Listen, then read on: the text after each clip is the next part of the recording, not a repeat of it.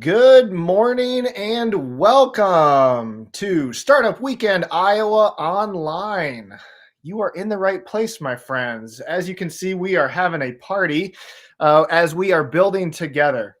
This has been a weekend experience for folks who are entrepreneurs, intrapreneurs, have an innovative spirit, or just simply curious uh, in order to build together. This is a virtual environment. We've enjoyed some in person hubs throughout the state of Iowa, but also inviting folks from all around the world. We have started the activity last night, as you may have tuned in. We had a nice opening remarks, a mindful moment with my good friend Michael. And then we had a conversation around the entrepreneurial spirit, where that spark comes from, and how it can be fed for long term resiliency. And so, as the group started to come together and share ideas, there was an idea storm. A lot of cool things emerged. And about 5, 6 different companies started to build into a project, finding some cultural fits and identifying the different roles that people may be able to play.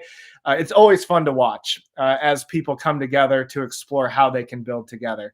And so the evening continued to provide some support with mentorship, and people interacting in different ways to explore how they could bring these ideas into reality.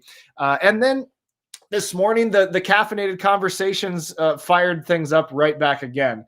We were in the coffee shop together. You'll see a fun group photo thrown out onto Twitter here after our time here together. And so we've been having kind of waking up to how we're going to explore customer discovery, how we're going to tell stories that sell through the marketing mindset.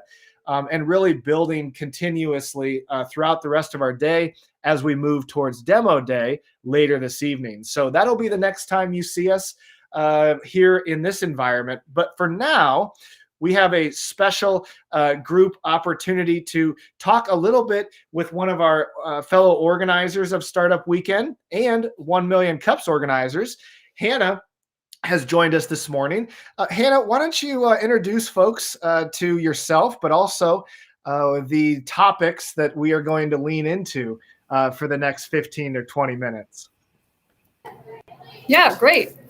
So I am Hannah Nuss. I really came onto this space looking to make an impact and help entrepreneurs and dreamers really bring things to life. That really led me directly to 1 Million Cups. And that work kind of started putting me in all different kinds of places like this right here. And part of that work led me right back to my own community and looking at the small rural community that I lived in. And not only how could I go out and do 1 million cups in a metro market, but what work am I doing right here where I live? And so I really started that conversation just in my community, started to dig through, did we have a chamber? What were we doing to develop small business? And some of those questions and conversations led me to rural markets that were doing a really great job of that.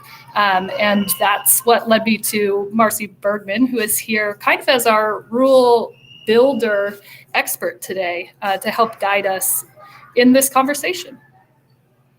Very cool. Hannah, thanks again for your leadership. It's been cool seeing you jump in as a participant. Like there's going to be something coming together on this rural activity front. And Marcy, great to have you join us. Welcome to Startup Weekend Iowa. And love to hear a little bit about you and where you're from and how you're spending your time. Well, thank you for the opportunity. My name is Marcy Bergman, and I live in Sumner, Iowa, and I've known Hannah Nuss for many years. I have been a bank executive in our community of Sumner for the last 30 years, and I also own a photography business as a side hustle. And then last year, I opened a mobile coffee trailer in our community and then opened a storefront in May of last year. For our community as well, for the coffee shop. And I am a volunteer in our downtown revitalization efforts that we kind of started in 2018. So that's a little bit about me. Cheers to the diversified career portfolio. It sounds like you are staying active and leaning into a variety of different passions. One quick question to fire things up, and then Hannah, I'll let you kind of take the lead and continue the conversation. But, you know, when you think about some of the different activities that you described, right? You're in the financial realm, you're serving coffee, you're being creative with photography. Perhaps not all of the different slices in that pie chart provide the same amount of financial capital, but talk about the value of the different energies that each of those activities provide and what it takes to stay balanced in order to not dilute yourself to mediocrity while you explore a variety of activities. I think the banking industry has given me a great background and for setting up businesses and knowing what the financial world wants from a business is in regards to startup money and cash flow and things like that, and why all of those things are important. And the photography really gives me a good outlet just of being creative and meeting new people and having fun. And there's always things to learn in that environment as well. So I think the possibilities are endless with the photography world. And then in the coffee shop, I was just trying to make an impact in our community. I'm only open one day a week right now, but we seem to have a good following so far on the Saturdays when we're open, and just showing that even if it's one day or 2 days a week in the rural environment, that all makes a big impact on our economic development in our downtown. And serving people and coffee is one thing that kind of brings people together and kind of jumpstarts the day.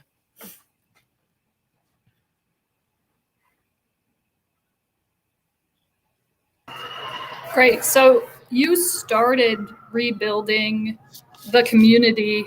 What led you into that work, or where did you see the need to go start that?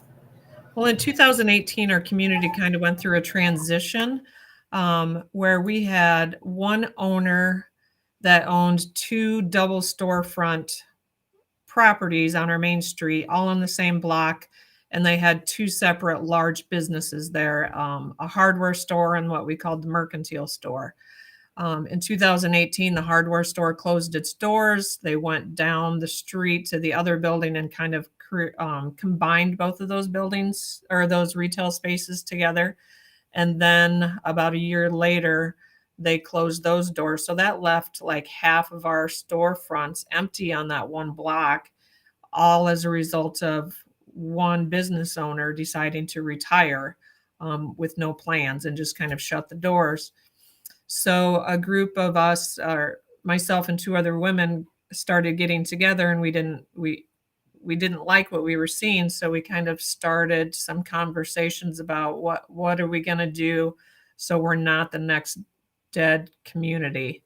So we wanted to reverse that trend. So we actually went to the owners and said, hey, what if we cleaned up your businesses and your buildings, and we did kind of a open house to bring people through our community and to kind of market those spaces kind of like you would for a house, open house if you're trying to sell your home. So we went and asked those questions. They were a little hesitant and we were a little persistent. And as a result of that, came about what we called our What Could Be tour that we marketed. Not only those 2 buildings, but a total of 5 buildings that were for sale and empty in our community. And we hosted our What Could Be tour, and we did we did tours, guided tours through each of the buildings and helped try to promote what could be in those spaces, and just had a really good outpouring of people that showed up that day to view those. And as a result of that tour, we had 4 of those buildings sold and new businesses in each of those buildings. And the one large building is still for sale, but it does now have retail space in it. So as of right now, we have no empty buildings on our main street. So that's kind of what sparked it all. Yeah, so in regards to succession planning in rural markets, obviously you probably have a lot of businesses that have been there for a long time. So what are you doing now to kind of plan or avoid exits where empty fronts are being left? As of right now, with everybody in there, it all seems to be, I'll say, a younger genre of people in there. So I think what we would have to do looking forward would be to kind of potentially see a retirement or a succession plan that would be needed, and kind of step in and say, hey, can we help in any way? What can we do to help market your business so you can actually sell the business instead of just closing the doors? And maybe take a more, I don't know, approach it as we could just step in and see if we can help in any way. I think some of the owners would need to think differently about selling their business. Maybe it's like they co-manage with the new owners for a year, 6 months, to kind of transition that a little bit easier. So they can, because the new owner may have the great idea, but doesn't have any ownership or management abilities, that they would need to ensure a smooth transition over, or maybe sell the business on contract, things like that. So I think it's going to be a little bit of everything, but I think we're going to have to, as a downtown business group, pay attention to some of the trends or anything that we hear that a business may be wanting to sell in the near future, and kind of step in and see how we can help. And do you feel like, are there meeting groups, or as a community of entrepreneurs, your Main Street businesses, are there meeting times so you're keeping those conversations going to kind of foster that trust, so business owners are coming to you and saying, we're ready to close down, help us keep this alive? Yeah, I'd say at this time we do not have specific meeting times. We're a pretty small community of like 2,000 people, and there's about 15, I'd say 15 storefronts, 15 retail spaces. That is something that we do need to consider doing. So it's not the same people all the time having conversations, and to, I guess, continue to spark the entrepreneur spirit, to make sure that doesn't happen.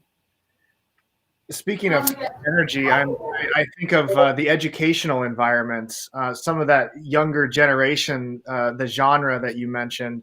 How and are you crafting like a playbook, some guides, almost like a succession planning checklist, right, for some of these existing business owners, so that they can recognize that there might be interest in these types of activities, and how to generate, how to lean into a resource that might be supporting that type of activity, and connecting that with the younger generation within the educational environment, so that you kind of have this generational gap that's being closed. I just wrote that down because that is an excellent idea, and that is something that we should consider talking to the schools and maybe some of their career day things, and having conversations about how you can do things in small towns and you don't have to leave to be successful, and kind of bridging that gap. So we're going to have to make some efforts there with our school system, and trying to be more open to the younger generation and how they can help. Yeah, one more quick question, and then I'll pass it back to you, Hannah. Like, recognizing that these students are building now, we don't need to have them wait for a piece of paper in order to have permission to be entrepreneurial. And even if it's more of a learning experience versus lifelong success as a company, that entrepreneurial activity is happening in our K through 12 environments and higher education. And so I definitely think that that's the recurring energy, and finding instructors, finding leaders within the administration that are curious about these intersections between education, entrepreneurship, and innovation are often the conduits for allowing those students to blur the line between classroom and community. And the more those students see the business owners and learn how they're doing it, the more real I think it becomes versus this like textbook experience trying to learn business, when in fact the activity of participating as an entrepreneur or an intrapreneur, a side hustler, or everything in between is really where you learn that this is more of a lifestyle. And so I love the idea of connecting there. And my last little tidbit of thought would be to connect with nearby communities, recognizing that the amount of people in your rural environment is not limiting, but there might be opportunities, whether it's through like physical in-person proximity or the silver lining of our connected era, being able to do so much more with less. And thinking about the 7 capitals, right? And so while you're connecting and celebrating nearby communities' activities and bringing those conversations into a collaborative space, often sometimes it's like, we don't have enough money in our community, right? Or in the coffee shop, right? Allowing people to have these conversations, but instead of like the sense of scarcity, leaning into the sense of abundance and exploring the different types of capital you do have and celebrating that as a way of magnetizing more of the different types of capital. Maybe it is financial things that you want. So collaborating with nearby communities might be another channel. And that's a two-way street. So you might have a larger rural environment that feels like it's always about this community. Well, that community actually has the chance to lead. So celebrating the smaller communities or the communities that aren't as much in the spotlight is a way of building this two-way street of trust and allowing more collaboration to occur. So sorry for getting a little bit preachy there on a couple of thoughts in this realm, but I'm really passionate about entrepreneurship in the rural, medium, and large environments. And this conversation is really important. So Hannah, as I share some of those ruminations, what comes to mind, and maybe kick another question over to Marcy? Yeah, I think knowing Marcy's experience, I know a lot of the things they knew from a community survey they did. So how helpful was that in your ability to sort of structure and create a vision for where you go with this work? Yeah, we had a really good our survey was well attended, I should say, and to give our community, because what I think our community wants and what you think it wants, when you get 400 or 500 people saying all the same things, I think it gives us a vision for what could be next or what could help foster more innovation and entrepreneurs.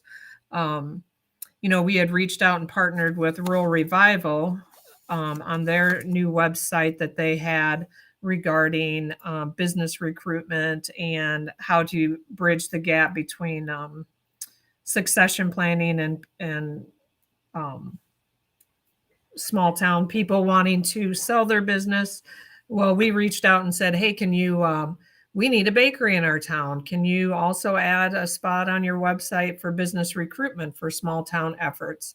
And we did our write-up and we sent that to her. And then I got thinking, well, gosh, that'd be silly if we hosted it on some national website and we've got people right here in our own community that we haven't even asked. There was people that we could, 3 or 4 people that do, cupcakes or cakes and things on the side hustle that we had never even had a conversation with.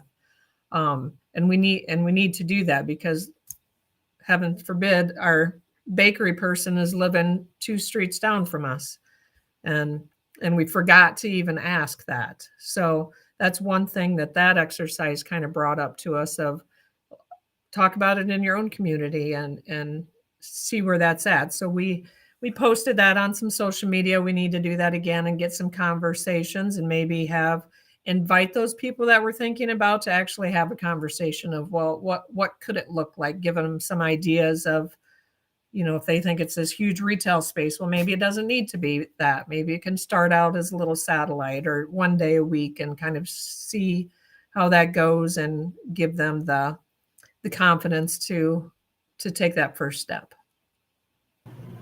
Well, and Marcy, I think that brings up, some of what we've been talking about. How do we utilize larger metro markets who really have a workforce behind economic development and help balance these usually voluntary rural efforts while still playing on the strengths that these larger metro markets have to bring this kind of work to life. And I think even leaning into the work that they're able to do with entrepreneurs both ways. Can we as a metro market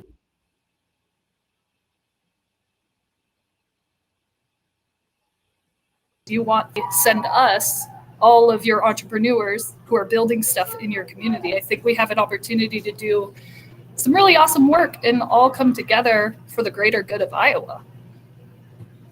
Yeah, I would agree. And when we did our What Could Be tour from the survey results, when we said we needed a bakery and we needed a brewery and things like that, we specifically invited bakeries and breweries from our surrounding communities, sent them a letter, said, hey, this is what we're looking for. This is what our community survey said. Would you come join our tour, see what we have to offer? I'm not sure if anybody that we invited specifically for those businesses showed up, but we continued to send them, hey, reminder, this is what's going on. We sent them a thank you for considering coming to our event, things like that. So we did try to bridge that, and we need to continue to do that.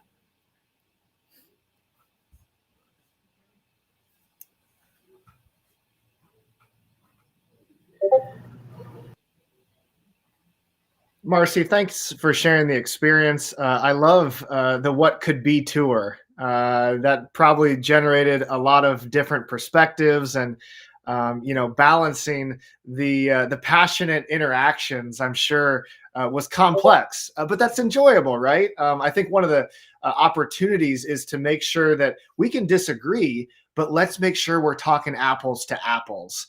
And so as you're talking with people throughout your community, one book that you might share with a friend and invite them to interact with is The Startup Community Way. This is a modern narrative from Brad Feld and Ian Hathaway that leans into the value of seeing these communities, these entrepreneurs, as the complex adaptive systems that they are. You're working with a lot of different parts, whether it's the entrepreneurs at the center, whether it's the actors that are supporting and connecting them. Maybe it's the factors, the environmental situation that you're working within, and it's the instigators as well.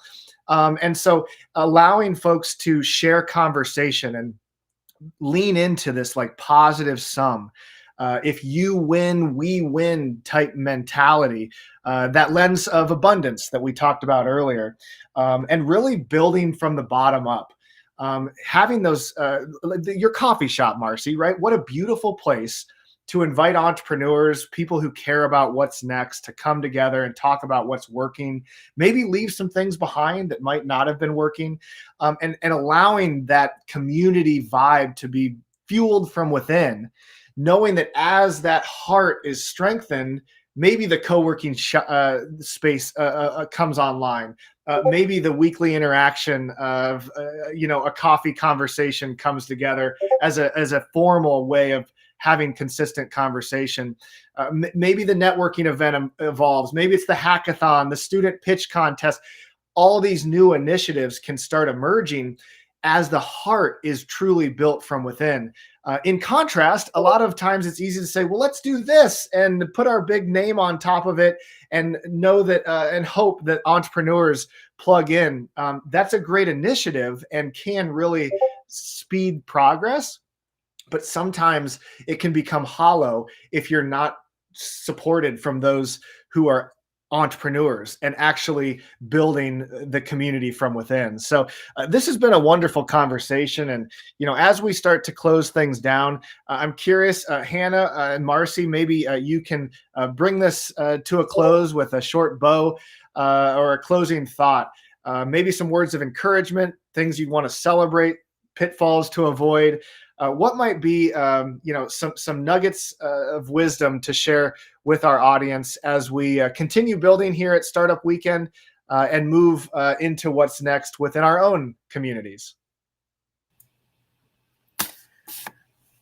I guess my last thought is to try to get people together and volunteer. Sometimes people just need someone to follow. and are willing to help and volunteer if they know what to do and where we're going. So if you have some of those thinkers and the doers and the dreamers, lots of times don't be afraid to ask for help. And as long as people know what you're doing or what goal we're trying to achieve, they'll be more than happy to follow.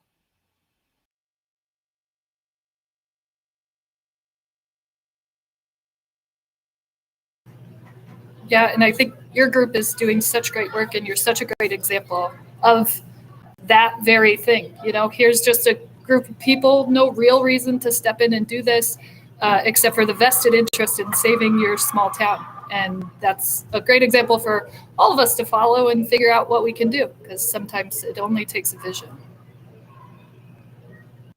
Well, thanks again to our special guests. This has been a wonderful fireside chat to get our morning keynote off to a wonderful start.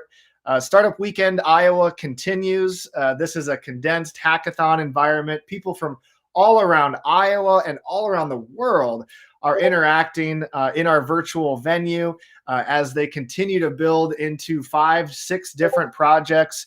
And we'll learn all about them later this evening during our live demo day. We've got some esteemed judges joining us, and each team will pitch what they've built, and some prizes await all of our participants. But of course, the experience is indeed the prize. I shared one more thought with the group, thinking about book recommendations. Marcy, I love that comment. Sometimes people just need someone to follow. If you are ready to lead, I promise there's no permission required. And along with the book recommendation that I shared earlier with the Startup Community Way, Tribes by Seth Godin is one of my favorite books. This is going to inspire those who are curious and ready to connect and give first and continue to accelerate others, building generosity. And through that generosity, trust emerges, connectivity occurs, and as a whole, you can continue to build your community in the passionate areas that you care about. So that's all we have for you this morning. My name's Ben McDougall. It's been a treat facilitating Startup Weekend once again, and I hope you've enjoyed the conversation. We'll be back soon for demo day later tonight, so be sure to follow Startup Weekend Iowa throughout the social media landscape. And if you'd like to jump in, please touch base. We'd welcome mentors to take a peek at what's being built by our participants. But until next time, keep building, and may the best of your todays be the worst of your tomorrows. Cheers.